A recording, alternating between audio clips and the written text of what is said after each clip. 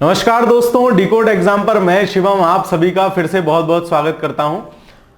World geography हम लोगों ने कंप्लीट कर ली, इंडियन ज्योग्राफी चल रही है और साथ में पूर्वावलोकन की श्रृंखला हमारी चल रही है साइंस की। साइंस में हम लोग पढ़ रहे हैं भौतिकी, और भौतिकी में आज ही हमारी 14 क्लास नंबर लेक्चर नंबर 16 होगा। ठीक है, 16वीं कक्षा होगी। अब तक हम क्या कर चुके हैं, हम इंफॉर्मेशन एंड कंप्यूटर टेक्नोलॉजी को पढ़ रहे हैं। क्योंकि ज्यादा क्वेश्चन थे तो हमने 4 क्लासेस में उसको डिवाइड कर लिया था। तो आज उस क्रम का ये पार्ट 4 होगा और आज के बाद ये चैप्टर आपका समाप्त हो जाएगा। इसके बाद संभवतः 3 से 4 कक्षाएं और होंगी, आपकी फिजिक्स कंप्लीट हो जाएगी। ठीक है, चलिए तो देखते हैं ज्यादा समय न गंवाते हुए आज का चैप्टर अपना क्या है। तो आज का सबसे पहला चैप्टर है अपना जो है वो है कंप्यूटर और सूचना प्रौद्योगिकी, उसी का पार्ट 4 है और लगभग इसमें भी आज 80 सवाल के आसपास आपके रहेंगे, जिसको हम वही अपने 50-55 मिनट में डेली की तरह कर लेंगे। चलिए तो देखते हैं पहले सवाल के माध्यम से।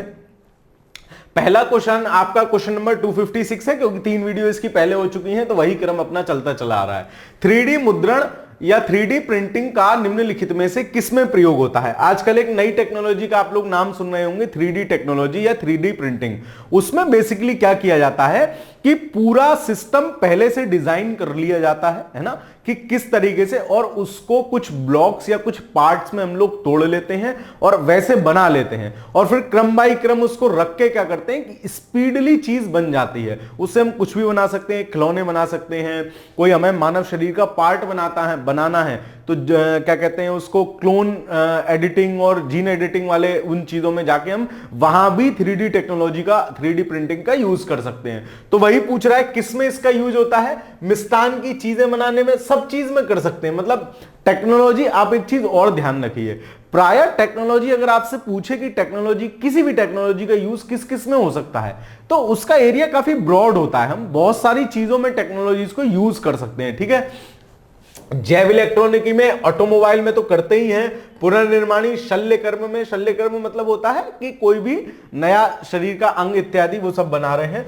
दंत, डेटा संसाधन प्रौद्योगिकी, देख रहे हो, दत्त नहीं, डेटा मतलब डेटा को डेटा ही लिख रहने दीजिए, तो डेटा संसाधन प्रौद्योगिकी में भी उसका यूज कर सकते हैं। तो 3D प्रिंटिंग का यूज किसमें होगा, ऑप्शन नंबर डी है ना।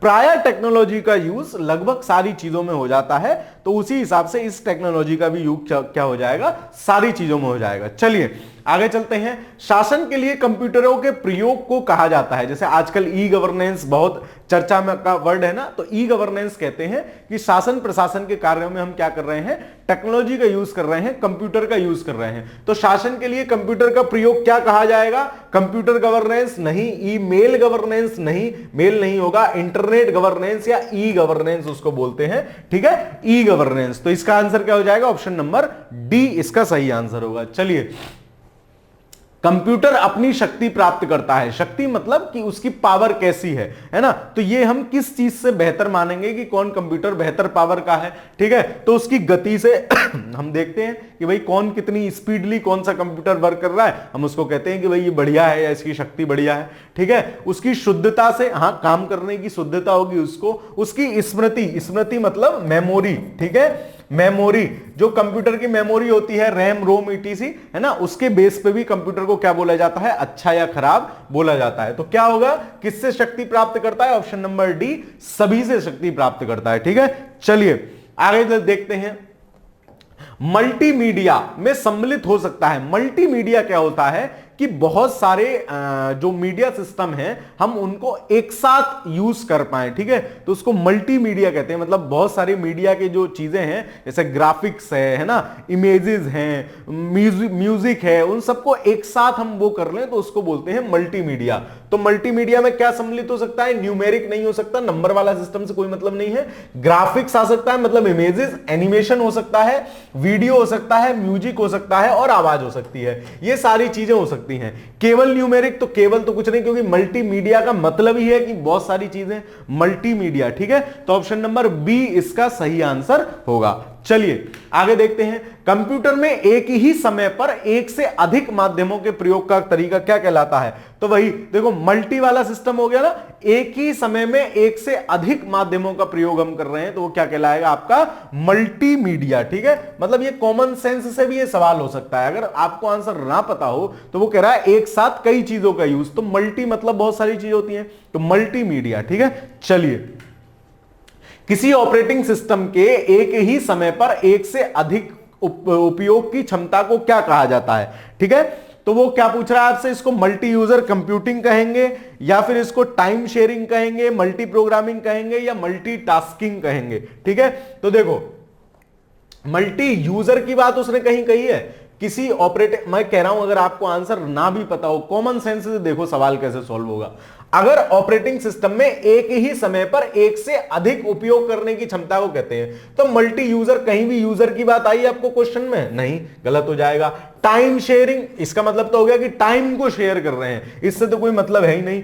मल्टी प्रोग्रामिंग मतलब बहुत सारे प्रोग्राम एक साथ हम लोग वो कर रहे हैं, रन कर रहे हैं, दैट इज मल्टी प्रोग्रामिंग, इसकी भी बात नहीं आई। मल्टी टास्किंग, टास्क मतलब होता है कोई भी कार्य, तो बहुत सारे काम है, मल्टी टास्क हैं और एक समय में कर पा रहे हैं, तो वही चीज है, एक समय में अधिक उपयोग कर सकते हैं, तो इसका आंसर क्या होगा? Multi tasking, option number D. चलिए आगे देखते हैं।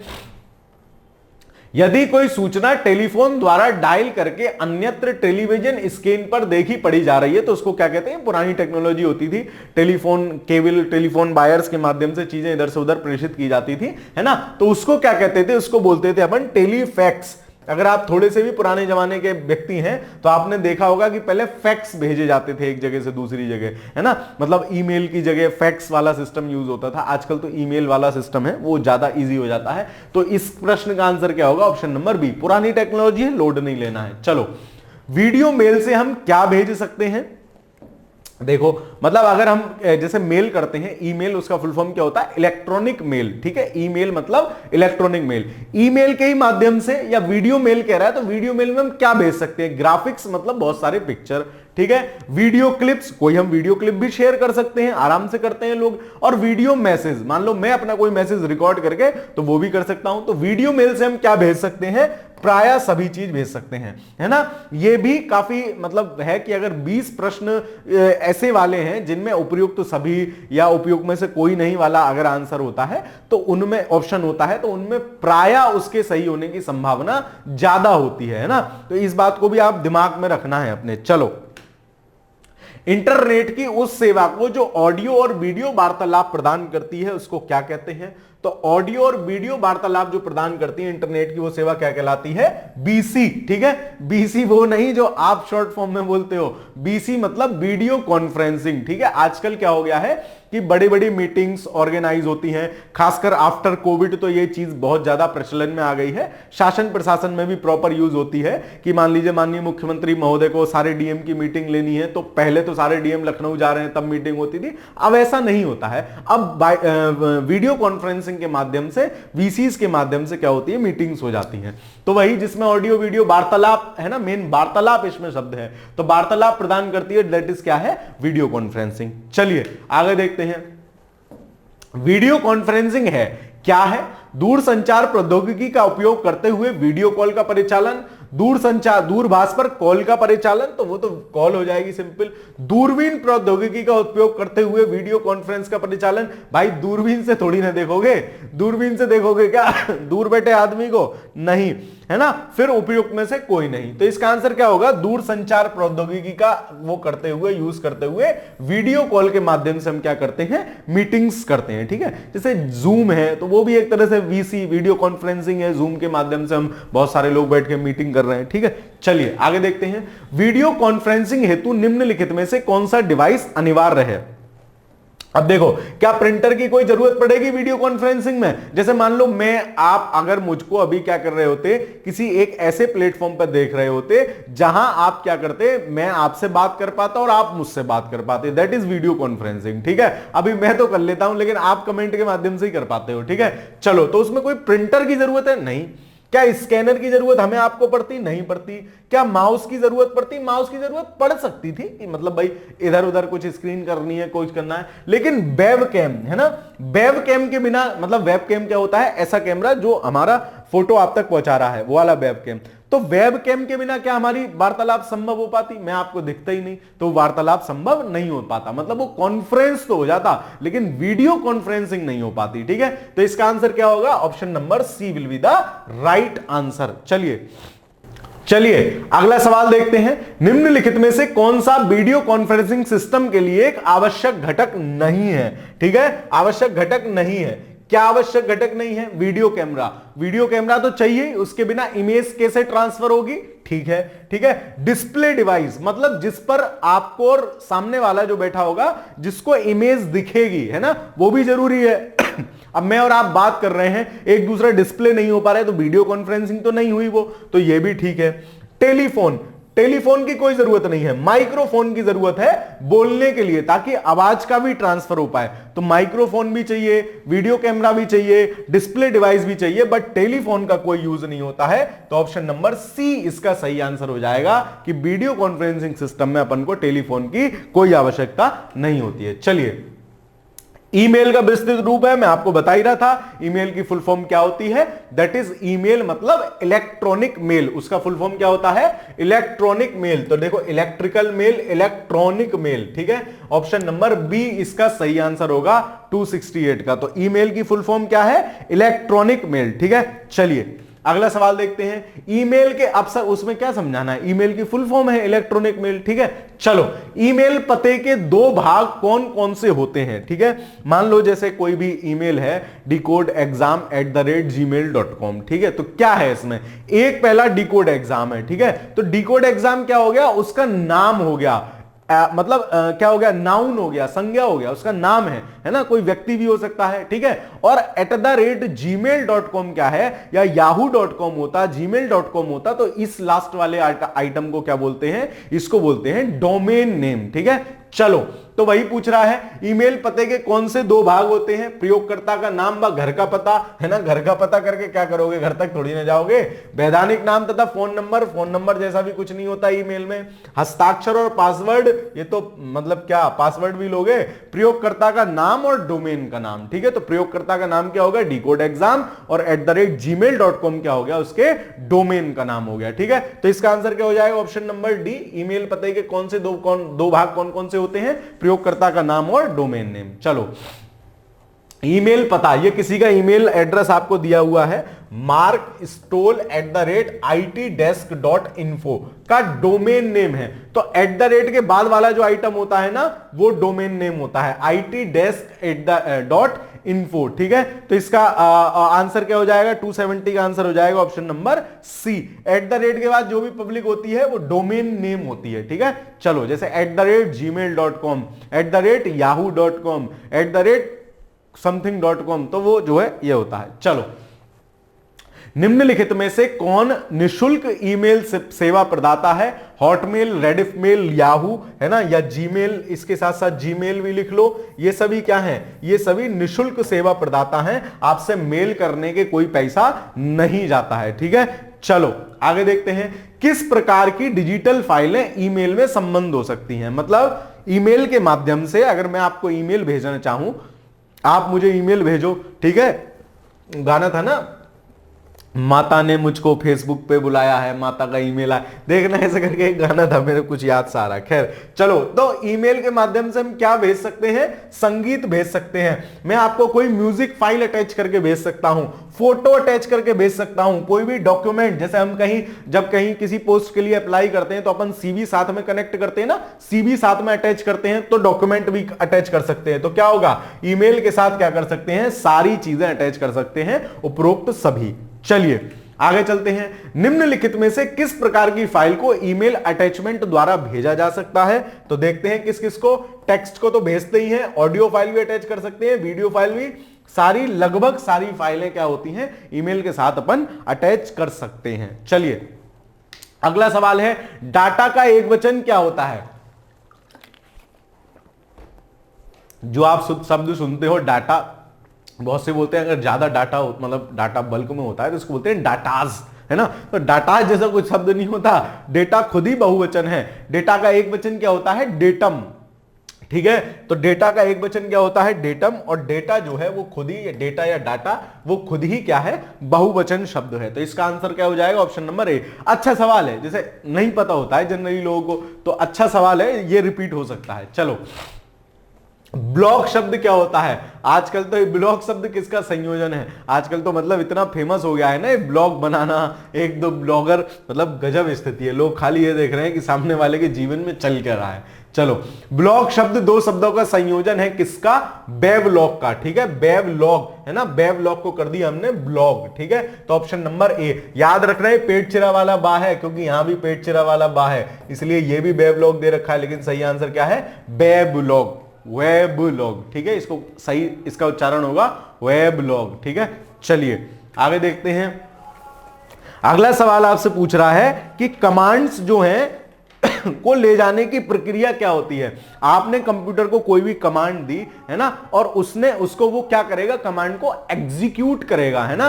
एग्जीक्यूट करेगा मतलब लागू करेगा। तो कमांड को ले जाने की प्रक्रिया क्या कहलाती है? ये कहलाती है एग्जीक्यूटिंग, ठीक है। एग्जीक्यूटिंग, ऑप्शन नंबर डी सही आंसर होगा। चलो, नॉर्मली बोलते हैं अपन कि कमांड को एग्जीक्यूट कर लिया। मेन्यू में किसकी सूची होती है? तो मेन्यू में कमांड की सूची होती है, जो भी अपन कमांड देते हैं उनकी सूची होती है मेन्यू बार में, ठीक है। तो 277 का आंसर क्या हो जाएगा? Option number D. चलिए अगला सवाल देखते हैं। अपने ब्राउजर में सहेजकर किसी पसंदीदा वेबसाइट को जल्दी से एक्सेस करने का एक तरीका क्या होता है? अपन कहते हैं ना कोई भी चीज बुकमार्क कर लो। बुकमार्क कर लो मतलब जैसे पहले किताब पे नहीं बीच में कुछ लगा देते थे आइटम कि भाई ये लगा दिया और इस पे लिख दिया ये क्या चीज है। तो ऐसे ही किसी भी वेबसाइट, किसी भी पेज, किसी भी लिंक को आप क्या कर सकते हैं? बुकमार्क कर सकते हैं। और बुकमार्क्ड जितने भी होते हैं वो आपको सारे एक साथ दिख जाते हैं, उनमें से कहीं भी जाना, उस पर क्लिक करो, सीधे उसी पेज पे पहुंच जाओगे। तो ये क्या होगा? इसका आंसर होगा बुकमार्क, ऑप्शन नंबर बी सही आंसर हो जाएगा। चलो, वर्चुअल मेमोरी का आकार किस पर निर्भर करता है? तो जो वर्चुअल मेमोरी होती है उसका आकार किस पे निर्भर करेगा? उसका आकार निर्भर करता है उस डिस्क पे उसको कितना स्पेस मिला हुआ है, ठीक है। Option number C disk space पर। तो वर्चुअल मेमोरी का आकार किस पर निर्भर करता है? डिस्क स्पेस पर। आईसीटी का तात्पर्य क्या है ना? आईसीटी संचार और सूचना प्रौद्योगिकी, ठीक है। Information and communication technology. देखो कहां है? इंफॉर्मेशन एंड कंप्यूटर टेक्नोलॉजी, इससे बहुत सारे लोग कंफ्यूज हो जाएंगे। कंप्यूटर नहीं है, संचार प्रौद्योगिकी। तो इंफॉर्मेशन एंड कम्युनिकेशन टेक्नोलॉजी उसका पूरा नाम है, ठीक है। तो आईसीटी की फुल फॉर्म आपसे पूछ रहा है, बहुत बेसिक है, लेकिन बेसिक क्वेश्चन ही जब आपके गलत हो जाते हैं ना तो कार्यक्रम से आप बाहर हो जाते हैं, ठीक है। फिर आपको रामलीला में आनंद लेने का अवसर नहीं प्राप्त होता है। मतलब रामलीला आजकल चल रही है ना, देखा करो भाई जाके, जहां आसपास होती है। वो हमारे रिचुअल्स हैं, वो हमारे ट्रेडिशन हैं, उनको हमें सहेज कर रखना है, ठीक है। एक संस्कृति का एक ऐसा हिस्सा होते हैं जिनको हमें सहेज के रखना चाहिए। तो रामलीला कभी मौका मिल जाए तो उसमें मतलब कोई अवतार बनने का कुछ नहीं मिलेगा आपको, बंदर तो बना ही देंगे हनुमान जी के साथ, तो वो सब भी कर लिया करो। चलो आगे चलते हैं। सिम का पूरा स्वरूप क्या है? तो सिम का पूरा स्वरूप क्या होता है? सब्सक्राइबर आइडेंटिटी मॉड्यूल, है ना। सब्सक्राइबर्स आइडेंटिटी मशीन, मशीन थोड़ी ना है, SIM is not a machine, ठीक है। Self identity. तो सब्सक्राइबर की जो आइडेंटिटी मॉड्यूल है, सिम की फुल फॉर्म क्या होती है आपकी? Subscribers identity module. Option number A सही आंसर होगा, ठीक है। अगला सवाल आपसे पूछा है एसएमएस का अर्थ क्या है? तो देखो अब ये बेसिक से शब्द हैं लेकिन नहीं पता होते हैं भाई। एसएमएस आप कर रहे हो, इसकी फुल फॉर्म क्या है, ठीक है। सिम आप यूज कर रहे हो तो सब्सक्राइबर्स, उसकी फुल फॉर्म क्या है, ठीक है। चलिए ठीक है, तो क्या उसकी फुल फॉर्म है? Subscribers identity module. ऐसे ही एसएमएस की फुल फॉर्म क्या है? एसएमएस की फुल फॉर्म है शॉर्ट मैसेजिंग सर्विस, ठीक है। शॉर्ट मैसेजिंग सर्विस, एसएमएस की फुल फॉर्म क्या है?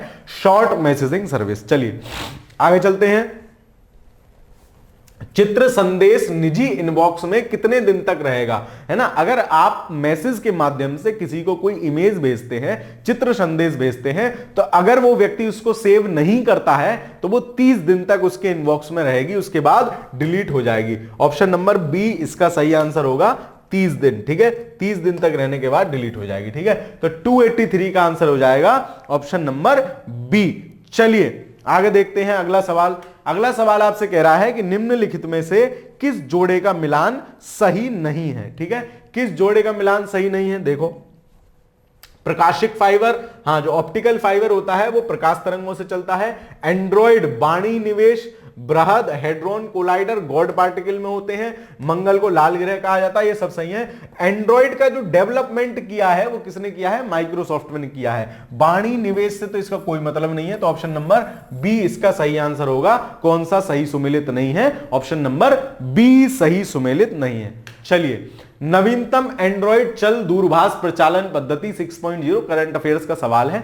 आजकल तो अपन एंड्रॉइड 13 यूज कर रहे हैं, है ना। बहुत जल्दी एंड्रॉइड 14 भी आ जाएगा। 14 का क्या नाम है? डाउन अपसाइड केक, ऐसे करके समथिंग नाम है। फिर 15 का नाम बड़ा बढ़िया है, वनीला आइसक्रीम, है ना। 15 का नाम है, एंड्रॉइड 15 का नाम है वनीला आइसक्रीम। ठीक है, तो जो 6 था, एंड्रॉइड 6 था, उसका नाम क्या था? वो था मार्शमेलो।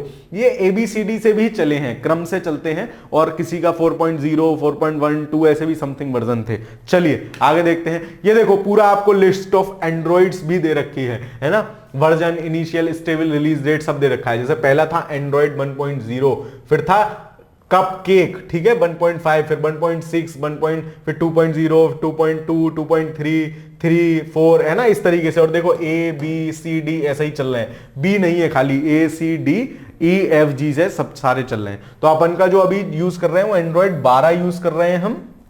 फिर एंड्रॉइड 13 यूज कर रहे हैं, ये क्या है? तिरामिसू इसका नाम है। एंड्रॉइड 14 आएगा, उसका क्या नाम होगा? अपसाइड डाउन केक, ठीक है। और एंड्रॉइड 15 जो आएगा उसका नाम होगा वनीला आइसक्रीम, ठीक है। चलो, तो याद रखना, मतलब वनीला आइसक्रीम थोड़ा फेमस सा होगा, तो मे बी ये करंट में पूछा जाए आपसे। चलिए आगे चलते हैं। अभी हाल ही में प्रवर्तित आईफोन 4S की अन्य विशिष्टताएं क्या हैं? ठीक है, तो आईफोन 4S की विशेषताएं आपसे पूछ रहा है। खैर, ये उस समय का सवाल था, करंट अफेयर्स वाला है। 640 MB कुछ नहीं है, वो उसी क्रम में चलते हैं। तो 512 चलेगा, फिर 1 GB चलेगा, तो शायद 512 था उसका, तो ये गलत होगा, चौथा गलत करो, ठीक है। फिर इसमें 8 घंटे 300 घंटे की बैटरी नहीं है, 2 और 3 इसका सही, ऑप्शन नंबर सी इसका सही आंसर होगा। घबराना नहीं है, आजकल का ये सवाल नहीं पूछा जाएगा, ठीक है। अब आपसे नहीं पूछेगा, अब तो ये मतलब उनके अपडेटेड वर्जन आते ही रहते हैं, फिर भी ठीक है। चलो, जब किसी वेबसाइट के ग्राहक नकली नेटवर्क यातायात की बाढ़ के कारण इसे एक्सेस करने में असमर्थ हो जाते हैं, तो इसे निम्नलिखित में से किस प्रकार से जाना जाता है? होता क्या है, कभी कभी जब आपको कोई नई नई वेबसाइट हो, उसे खराब करना हो, या उसे क्या कहते हैं उसको क्रश करना हो, तो क्या होता है कि कुछ जो पेड वाला सिस्टम होता है वो नकली अपने ग्राहक भेज के उसको क्या करते हैं, उस पर लोड इतना बढ़ा देते हैं कि जो असली ग्राहक होता है उस तक पहुंच ही नहीं पाता है। तो इसको बोलते हैं अपन डिनाइल ऑफ सर्विस अटैक, ठीक है। इस सिस्टम को क्या बोलते हैं? डिनाइल ऑफ सर्विस अटैक, ठीक है। तो 287 का आंसर क्या हो जाएगा? Option number D. चलिए, साइबर लॉ की शब्दावली में DOS का क्या अर्थ है? तो इसका भी वही है, डिनाइल ऑफ सर्विस, ठीक है। DOS क्या है? Denial of service. तो 288 का आंसर क्या हो जाएगा? Option number A. 288 का आंसर हो जाएगा ऑप्शन नंबर ए। चलो अगला सवाल देखते हैं। अगला सवाल आपसे कहेगा distributor denial of service DDoS का क्या मतलब है? Distributed denials of service distributor attack क्या है? ये क्या है? कंप्यूटर गेम नहीं, एक साइबर अटैक है, ठीक है। डिनाइल ऑफ सर्विस वाला ही वही साइबर अटैक है कि कोई आप पे अटैक कर दे और आपकी वेबसाइट को क्रैश कर दे, कि जो ओरिजिनल लोग हैं जो आपकी वेबसाइट तक पहुंचना चाह रहे हैं वो आपकी वेबसाइट तक क्या करें, ना पहुंच पाए।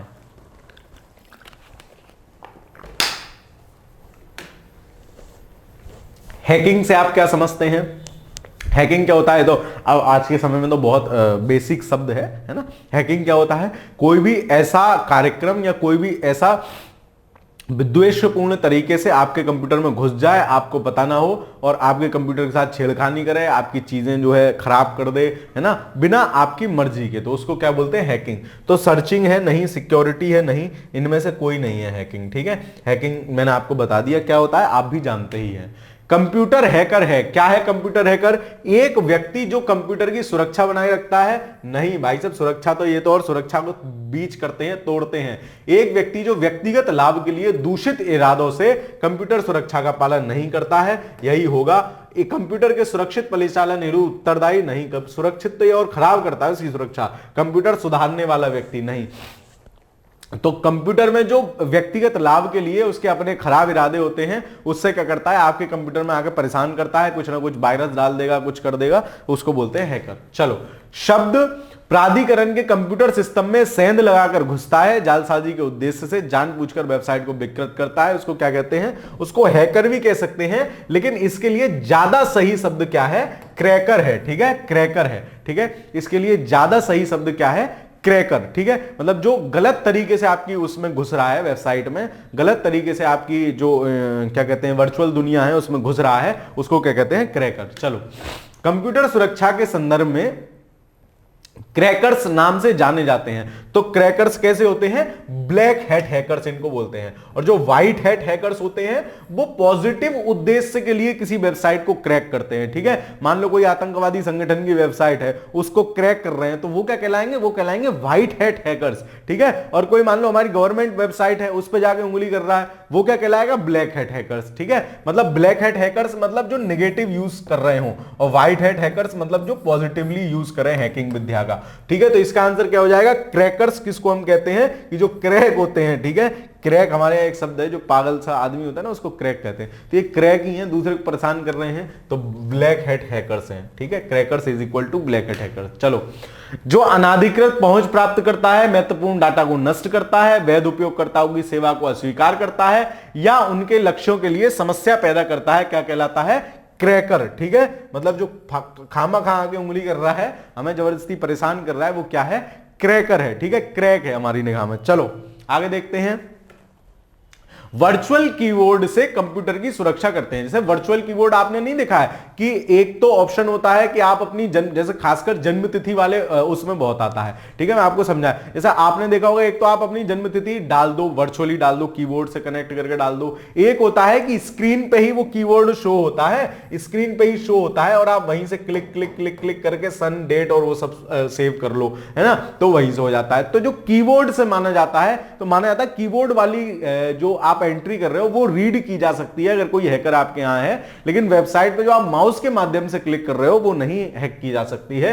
तो वर्चुअल कीबोर्ड इसको कहते हैं। और वर्चुअल कीबोर्ड कंप्यूटर की सुरक्षा किससे करते हैं, पासवर्ड चोरी से करते हैं, ट्रोजन प्रोग्राम से करते हैं, मतलब वही फर्जी वाला सिस्टम। स्पाईवेयर भी वही है। ठीक है, स्पाई का मतलब क्या होता है, वही गुप्तचर टाइप वाला, तो स्पाईवेयर तो मतलब सभी चीजों से वो हमारी रक्षा करेगा, कौन, वर्चुअल कीबोर्ड। चलो आगे चलते हैं, साइबर क्राइम क्या है। तो साइबर क्राइम क्या है, स्टॉकिंग, हैकिंग, है ना, हैकिंग साइबर क्राइम है, वही हैकर क्रैकर वाला हैकर्स ही है। स्टॉकिंग क्या होता है, स्टॉक करना, स्टॉक करना नहीं बोलते, तुम मुझे बहुत स्टॉक कर रहे हो, ठीक है, तो वही स्टॉकिंग है। यहां हम ऑनलाइन दुनिया में किसी को स्टॉक कर रहे हैं, अच्छा उसने 4 बजे पिक्चर डाली है, किसके साथ डाली है, अच्छा वहां घूम रही है ना, तो इस तरीके से जब आप किसी को स्टॉक करते हैं ना ऑनलाइन, उसको बोलते हैं स्टॉकिंग। ठीक है, तो ये भी साइबर क्राइम है, अब मत करना, साइबर क्राइम है। ठीक है, चलो, सर्विस आघात की मनाही, ये भी साइबर क्राइम है, तो उपरोक्त सभी इसका आंसर हो जाएगा, ये सब साइबर क्राइम है। तो 296 का आंसर क्या हो जाएगा, ऑप्शन नंबर डी। चलो आगे देखते हैं, अगला सवाल है, निम्न में से कौन सा एक साइबर अपराध नहीं है। तो फिशिंग भी उसी की तरह है, हैकिंग की तरह ये साइबर अपराध है। साइबर स्टॉकिंग, स्टॉकिंग मैंने आपको बता दिया। आइडेंटिटी थेफ्ट, ये भी साइबर क्राइम है। ऑनलाइन चैटिंग कोई साइबर क्राइम नहीं है, ये आप आराम से कर सकते हो। ठीक है, बस ये देख लेना कि आपको धोखा ना दिया जा रहा हो, है ना, आजकल ऑनलाइन चैटिंग के नाम पर गजब लोगों का काटा जा रहा है, तो वो आपका ना हो रहा हो, तो ये ध्यान रखना, ऑनलाइन चैटिंग कोई साइबर अपराध नहीं है। चलो, अब चैटिंग का गाली लिखोगे तो वो तो साइबर अपराध है ना, उसको अलंकार लिख रहे हो, बार बार भेज रहे हो, तो वो क्या होगा, वो आपकी शिकायत कर सकता है। चलो, एक ईमेल में जो स्रोत से उत्पन्न दिखता है लेकिन वास्तव में दूसरे स्रोत से भेजा जाता है, उसको क्या कहते हैं, उसको बोलते हैं स्पूफिंग, है ना, स्पूफिंग बोलेंगे उसको। मतलब दिखेगा तो आपको कि डिकोड एग्जाम से आया है, लेकिन वो कोई और शैतान बीच में से आपको भेज रहा होगा, है ना, कोई और शैतान उस नाम का यूज करके भेज रहा होगा, उसको क्या बोलते हैं, इसको बोलते हैं स्पूफिंग। बाकी स्पैमिंग वो आप कल देख ही चुके हो, क्या अनावश्यक रूप से मेल भेजे जा रहे हैं, दैट इज स्पैमिंग है ना, कल हमने देखा था। चलो, निम्नलिखित में से कौन सी साइबर अपराध की तो आवश्यक विशेषता है, मतलब साइबर अपराध कब होगा, जब कब होगा, या तो जो जैसे मैं कंप्यूटर का यूज कर रहा हूं, मुझे जानकारी नहीं है, किसी ने मेरे पास लिंक भेजा, बोले भाई साहब इस पर क्लिक कर दो, आपको बहुत बढ़िया 2 तस्वीरें मिलेंगी, ठीक है, मैंने कहा ठीक है।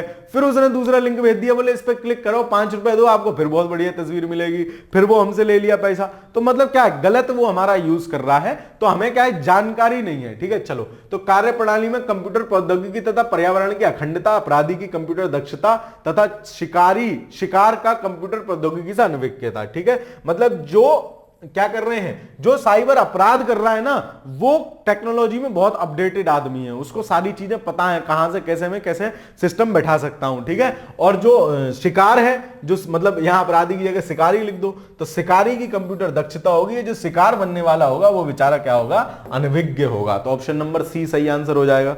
चलो, पहला साइबर लॉ जो भारत में ई कॉमर्स के लिए कानूनी ढांचा प्रदान करता है, तो भारत में सबसे पहले आया था सूचना प्रौद्योगिकी अधिनियम सन 2000, ठीक है, आईटी इंफॉर्मेशन एक्ट सन 2000।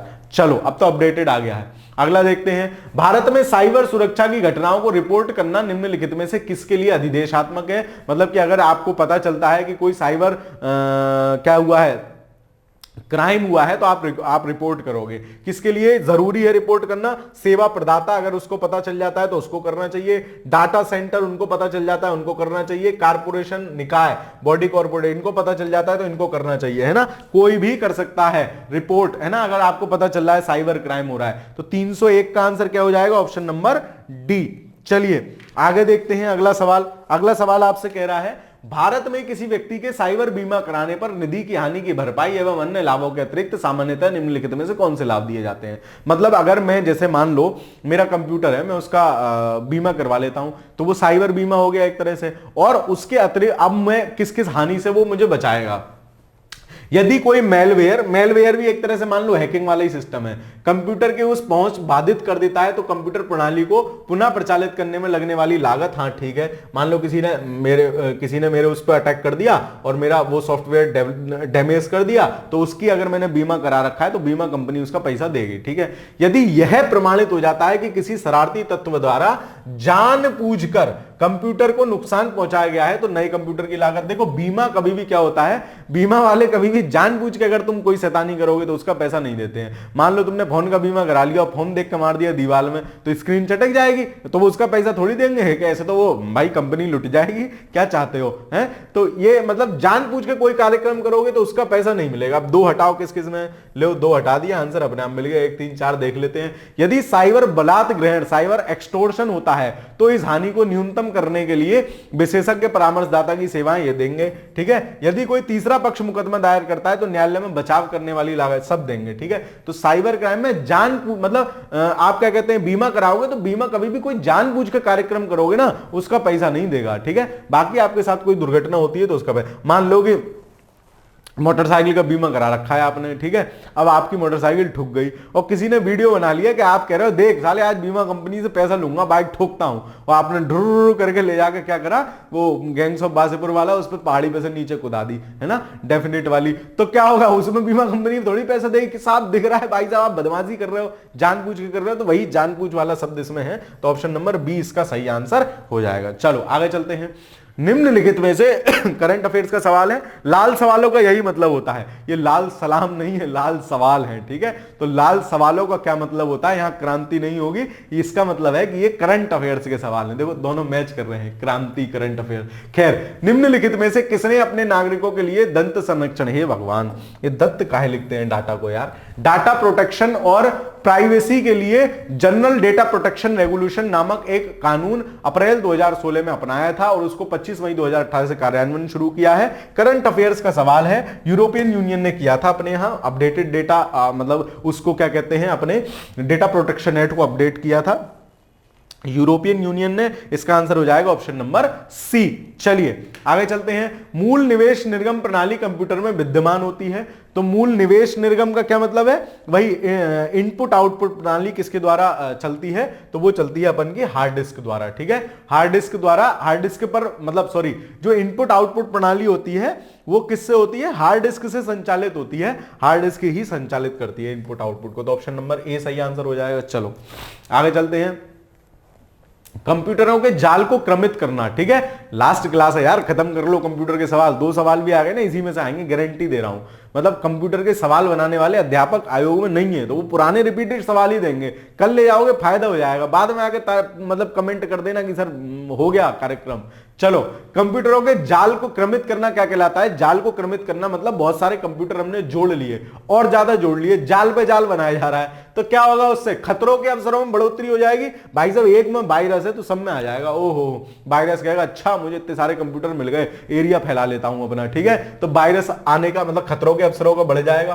कंप्यूटरों की उपयोगिता भी बढ़ सकती है। भाई बहुत सारे कंप्यूटर आपने जोड़ लिए है ना, तो क्या होगा? उसका यूज आप ज्यादा बेहतर कर सकते हो। ठीक है, सूचना अभिगमन की संभावनाओं को बढ़ाता है। ठीक है, क्या कहते हैं, इंफॉर्मेशन के ट्रांसफर और उन सब में बढ़ाएगा। तो क्या होगा? जाल क्रमित करना क्या होगा? उपयोग तो सभी होगा, है ना। कंप्यूटरों के जाल को क्रमित करने से क्या हो जाएगी? उपयोग सभी चीजें हो जाएंगी। चलो आगे देखते हैं। अगला सवाल है, योजना बनाने में प्रयुक्त डाटा तंत्र प्रायः क्या कहा जाता है? ठीक है, तो जो आप योजना बना रहे हो, कोई भी आप क्या कहते हैं, कोई भी प्लानिंग कर रहे हो, तो उसमें जो डेटा यूज कर रहे हो वो क्या होगा? वो आपके डिसीजन मेकिंग में क्या करेगा? हेल्प करेगा ना। अब भाई आप उस डेटा का यूज करके डिसीजन ले रहे हो ना, तो योजना बनाने में प्रयुक्त डाटा तंत्र प्रायः कहलाता है योजना विश्लेषण नहीं। विश्लेषण तो हो गया, निर्णय विश्लेषण, निर्णय समर्थक तंत्र। ठीक है, मतलब आप जो डिसीजन ले रहे हो उसमें वो डेटा आपकी हेल्प कर रहा है। ठीक है, जैसे आपने मान लो आप उज्ज्वला योजना लाए, तो आपने देखा कि ग्रामीण स्तर पर महिलाओं को गैस की उपलब्धता कम है ना, तो क्या हुआ? निर्णय समर्थक हो गया ना। आपने जो निर्णय लिया उसके समर्थन में वो डेटा है ना, तो इसका आंसर क्या होगा? ऑप्शन नंबर सी। 306 का आंसर हो जाएगा ऑप्शन नंबर सी। चलो अगला सवाल देखते हैं, क्वेश्चन नंबर 307। कार में लगा हुआ गति मापक यंत्र किसका है? ये तो सबको पता होता है, एनालॉग मीटर है, वो एनालॉग कंप्यूटर है। जो कार में नहीं स्पीडोमीटर होता है, 20, 40, 60, 80, 100, फिर यहां से लाल होना शुरू हो जाता है 100 के बाद से। ठीक है, तो वो एनालॉग कंप्यूटर है। ठीक है, तो 307 का आंसर क्या हो जाएगा? Option number A. अगला सवाल देखते हैं, लिखित प्रोग्राम जिसके कारण कंप्यूटर वांछित तरीके से कार्य करते हैं क्या कहलाते हैं? सॉफ्टवेयर, है ना। सॉफ्टवेयर होते हैं, जैसे आप मान लो हम यही सॉफ्टवेयर यूज कर रहे हैं, है ना। हमारे ये क्वेश्चन एक एक चल रहा है, फिर अगला दबा रहे हैं, अगला आ रहा है, तो वांछित हमें यही तो चाहिए, हमारे लिए वांछित तरीका है ये, उसी तरीके से काम कर रहा है। तो ये क्या है? माइक्रोसॉफ्ट पावर पॉइंट है, तो सॉफ्टवेयर है। तो वांछित तरीके से कंप्यूटर काम करता है किसके द्वारा? सॉफ्टवेयर के द्वारा। चलो आगे चलते हैं। कल आपको बता ही दिया था सॉफ्टवेयर हार्डवेयर क्या होते हैं, है ना। चलो अगला सवाल है, कंप्यूटर प्रोग्रामों के लिए दूसरा नाम है, तो कंप्यूटर प्रोग्राम क्या होते हैं? कंप्यूटर सॉफ्टवेयर होते हैं। Option number B. 309 का क्या आंसर हो जाएगा? Option number B. Computer program क्या होते हैं? कंप्यूटर सॉफ्टवेयर होते हैं। ठीक है, चलो आगे चलते हैं। अगला सवाल आपका है, निम्न में से कौन सा कंप्यूटर का भाग नहीं है ना। तो इनमें से कौन सा कंप्यूटर का भाग नहीं है? देखो भाई, इनपुट यूनिट कंप्यूटर का भाग है। कौन कौन से हो सकते हैं? माउस हो सकता है, आपका कीबोर्ड हो सकता है, प्रिंटर हो सकता है, स्क्रीन हो सकती है, ये सब क्या है? इनपुट यूनिट है। आउटपुट यूनिट है, सॉरी इनपुट नहीं, माउस कीबोर्ड प्रिंटर नहीं है। ठीक है, स्क्रीन नहीं है, ये दोनों आउटपुट है। ठीक है, आउटपुट यूनिट है। मेमोरी यूनिट हो सकते हैं, भाई रैम रोम कितनी है वो मेमोरी यूनिट है। बेसिक यूनिट जैसा कुछ नहीं होता, तो कंप्यूटर का क्या घटक नहीं है? बेसिक यूनिट जैसा कंप्यूटर का कोई घटक नहीं होता। 310 का ऑप्शन नंबर डी। चलो थोड़ा स्पीड पकड़ते हैं, फटाफट करते हैं। माइक्रोसॉफ्ट क्या है? माइक्रोसॉफ्ट क्या है? एक मतलब एक कंपनी है जो प्रायः किसका निर्माण करती है? सॉफ्टवेयर्स बनाती है। देख लेते हैं, माइक्रोचिप सॉफ्टवेयर का विकास करने वाली एक संस्था, तो प्रायः सॉफ्टवेयर बनाती है माइक्रोसॉफ्ट। Option number B. चलिए अगला सवाल देखते हैं, विप्रो कंपनी के प्रमुख कौन है? तो अजीम प्रेम जी विप्रो कंपनी के प्रमुख है, ये तो पता ही है आपको। चलिए अगला सवाल देखते हैं, विश्व की शीर्ष सूचना प्रौद्योगिकी कंपनी और उनके सीईओ। ठीक है, मतलब ये उस समय क्या है, करंट का ही विषय रहा होगा। हाँ, पिछले 2-3 सालों में चर्चा में थी कि जो बड़ी बड़ी कंपनी है उनके सबके सीईओ क्या है? भारतीय हैं। जैसे गूगल के सत्तर गूगल के कौन थे? माइक्रोसॉफ्ट और आपके ट्विटर के पराग अग्रवाल थे, लेकिन अब तो भाई मस्क भाई अपना, तो सी का तीसरा है ना। तो सी का तीसरा देखो किसमें है? इसमें है। ठीक है, सी का तीसरा इसी में है। यानी गूगल के कौन थे? सुंदर पिचई थे, माइक्रोसॉफ्ट के सट्टा नडेला थे, और एडोब के शांतनु नारायण थे। ठीक है, तो पुराना है, इसके ट्विटर के चेंज हो गए, बाकी ये तीनों ठीक है। तो ऑप्शन नंबर बी सही आंसर हो जाएगा। ठीक है, चलो आगे चलते हैं। निम्नलिखित में से कौन सा भारत की सबसे बड़ी ई कॉमर्स कंपनी है? तो ये डेटा आते हैं, इसको आप करंट का सवाल मान लो, ये कंप्यूटर में तो पता नहीं क्यों दे रखा है। ठीक है, तो करंट अफेयर्स का कोर करंट अफेयर्स का सवाल है। चलो, मेघ संगणना, हे भगवान, मेघ संगणना सेवा में क्या सम्मिलित नहीं होता है? मेघ संगणना समझ रहे हो? क्लाउड कंप्यूटिंग की बात कर रहे हैं चाचा, क्लाउड कंप्यूटिंग में क्या क्या चीज नहीं होती है, ठीक है। क्लाउड कंप्यूटर में क्या क्या चीज नहीं होती है, देखो मंच सेवा, मैं आपको पहले इंग्लिश में बताता हूं, ये हिंदी में बड़ा गंदा सा लिखा हुआ है। एक होती है सास, है ना, एक होती है पास और एक होती है आस, है ना। सास पास आस तीन चीज होती हैं। क्या होती है इसमें? मेघ संगणना, ने कल भी देखा था इसका, इस टाइप का सवाल, है ना। सॉफ्टवेयर, सास मतलब software as a service cloud computing में होती है। मेघ संगणना क्लाउड कंप्यूटिंग है, क्लाउड कंप्यूटिंग तो सॉफ्टवेयर एज ए सर्विस होती है उसमें, तो देखो सॉफ्टवेयर सेवा हो जाएगा। पास मतलब प्लेटफॉर्म एज ए सर्विस होता है उसके साथ, तो मंच सेवा हो जाएगा। आस मतलब क्या कहते हैं, इंफ्रास्ट्रक्चर एज ए सर्विस होता है, तो आधारिक संरचना एज ए इंफ्रास्ट्रक्चर, ठीक है। तो आप क्लाउड कंप्यूटिंग में ध्यान रखेंगे सास पास आस, ये तीनों होते हैं, ठीक है, सास पास आस, ठीक है। तो इसका आंसर क्या हो जाएगा? कौन सम्मिलित नहीं होता है? विद्युत चुंबकीय कार्यक्रम आवंटन, पता नहीं क्या का, मतलब ऐसे ऐसे ऑप्शन है ना, हिंदी में पढ़ के दिमाग चकरा जाएगा, ठीक है। चलो आगे चलते हैं। आधा नाच तो इस ट्रांसलेशन नहीं किया है हिंदी का। अगला देखते हैं क्वेश्चन नंबर 316, सॉफ्टवेयर सेवा के रूप में, मतलब सॉफ्टवेयर एज ए सर्विस सास के विषय में पूछ रहे हैं कि संदर्भ में निम्नलिखित कथनों पर विचार कीजिए, ठीक है।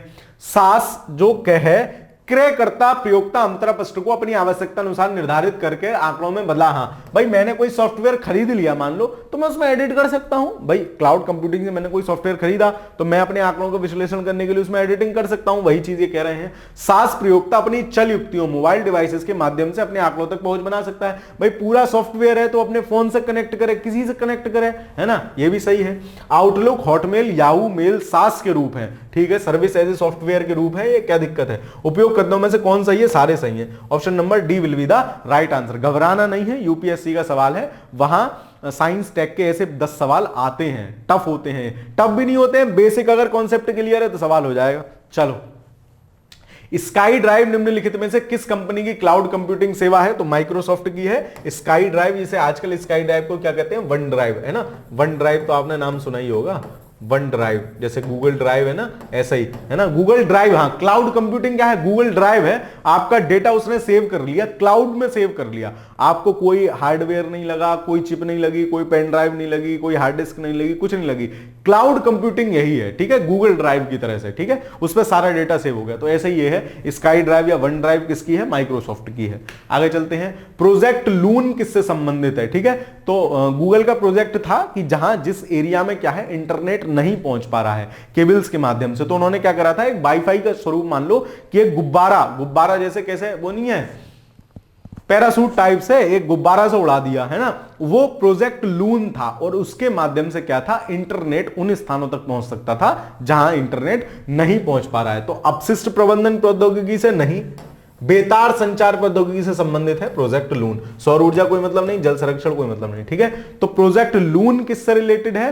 प्रोजेक्ट लून आपका रिलेटेड है संचार प्रौद्योगिकी से या इंटरनेट की अवेलेबिलिटी से, ठीक है। चलो, वेब पोर्टल डेकनेट संबंधित है, तो डेकनेट किससे संबंधित है? ई एग्रीकल्चर संबंधित है। करंट अफेयर्स का क्वेश्चन है, झारखंड विशेष का होगा शायद, ठीक है, डेकनेट तो हाँ झारखंड का ही है, तो इसको ज्यादा लोड नहीं लेना है, ठीक है। चलो, मतलब मैं बोलता हूं लोड नहीं लेना है तो ऐसे ही नहीं बोलता हूं, ठीक है, पूरा रिसर्च करके तब आपसे बोलता हूं लोड नहीं लेना है। चलो, आईबीएम का पूरा नाम क्या है? तो आईबीएम क्या है? इंटरनेशनल बिजनेस मशीन है ना। आईबीएम कंप्यूटर बनाए गए थे, प्रारंभ में कंप्यूटर का यूज बिजनेस पर्पस के लिए ही किया जाता था, तो आईबीएम नामक कंपनी बनाती थी। तो आईबीएम का पूर्ण रूप क्या है? इंटरनेशनल बिजनेस मशीन, ठीक है, international business machine. Option number B will be the right answer.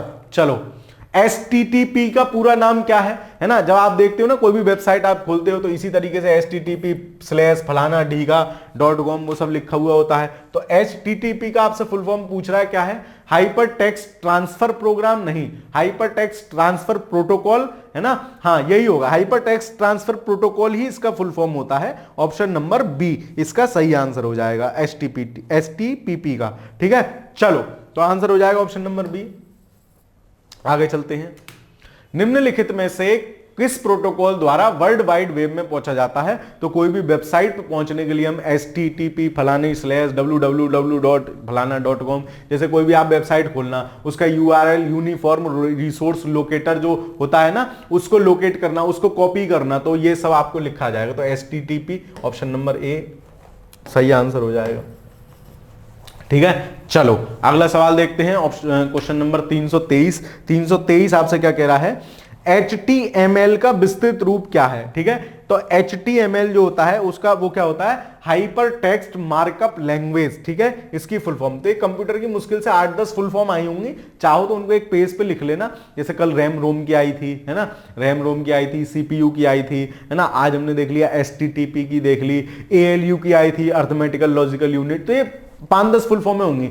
HTML की पूछ रहा है तो हाइपर टेक्स्ट मार्कअप लैंग्वेज है। ठीक है, चलो XML का पूरा नाम क्या है, तो XML का पूरा नाम क्या होता है, ये हो जाएगा आपका expansive markup language, extensive markup language. ठीक है, ऑप्शन नंबर बी हो जाएगा एक्सटेंसिव मार्कअप लैंग्वेज। ठीक है, चलो आगे चलते हैं। अब इसमें समझाने जैसा कुछ है नहीं, लैंग्वेज ये लैंग्वेज है, लैंग्वेज के वो हैं टाइप, उनकी फुल फॉर्म पूछा गया है। URL का फुल फॉर्म क्या होता है, तो URL का फुल फॉर्म क्या होगा, URL का फुल फॉर्म हो जाएगा आपका option number C, uniform resource locator. ठीक है, यूनिक का कोई मतलब नहीं है, यूनिवर्सल कुछ नहीं है, यूनिफॉर्म है ना, यूनिफॉर्म रिसोर्स लोकेटर। URL किसको कहते हैं, किसी भी वेबसाइट के एड्रेस को बोलते हैं URL, यूनिफॉर्म रिसोर्स लोकेटर। ठीक है, कहीं से भी उसको लोकेट किया जा सकता है। चलो आगे चलते हैं, 8-10 सवाल और होंगे मुश्किल से, इसको खत्म करके जाइए।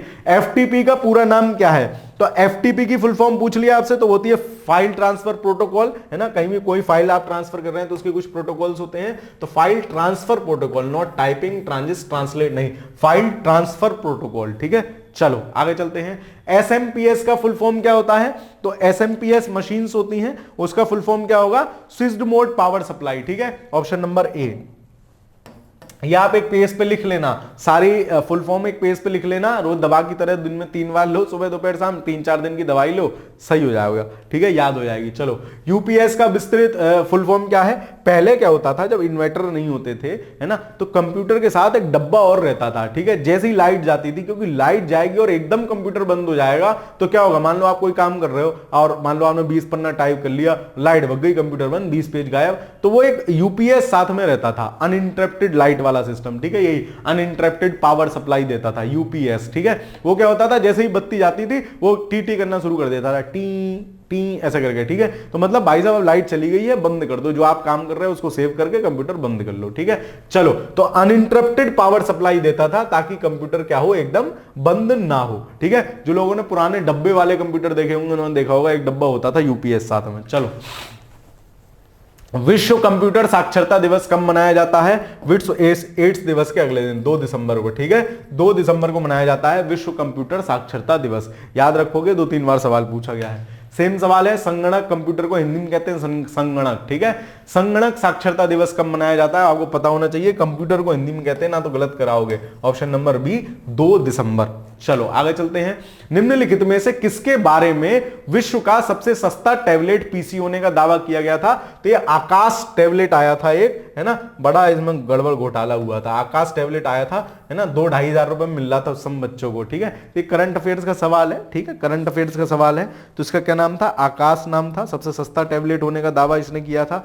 चलो, विकास के लिए सूचना प्रौद्योगिकी का अधिकाधिक उपयोग रणनीति है, ये बहुत पुराना सवाल है ना, उस समय था कि आंध्र प्रदेश सरकार की। ठीक है, इसको लोड नहीं लेना है इस सवाल को। चलो आगे देखते हैं। सूचना प्रौद्योगिकी को परिभाषित कर सकते हैं, computer plus connectivity, computer plus network, hardware plus software, connectivity plus hardware. तो इसका आंसर क्या होगा, 300 क्वेश्चन नंबर 333 का आंसर होगा, किसके रूप में उसे परिभाषित कर सकते हैं, तो option number D, connectivity plus hardware के रूप में आप उसे परिभाषित कर सकते हैं, इंफॉर्मेशन टेक्नोलॉजी को। ठीक है, मैं जानता हूं लास्ट के क्वेश्चन बोरिंग है। ठीक है, मतलब अब इनमें क्या है, फुल फॉर्म है। अब फुल फॉर्म में मैं आपको क्या फुल फॉर्म बता दूं। ठीक है, मतलब क्या समझा दूं, तो आपको इसमें घबराना नहीं है, एक बार देख लो, एक बार देख जाओगे तो काम आपका बढ़िया चल जाएगा। ठीक है, यह वरीयताओं को एकत्रित करके उपयोगकर्ताओं के हितों के बारे में स्वचालित पूर्वानुमान बनाने की एक विधि है। जैसे आजकल आर्टिफिशियल इंटेलिजेंस है ना, जैसे मैं हमेशा बोलता हूं, नृत्य करती हुई कन्या का वीडियो देखोगे तो बार बार आपको नृत्य विभिन्न मुद्राओं में, है ना,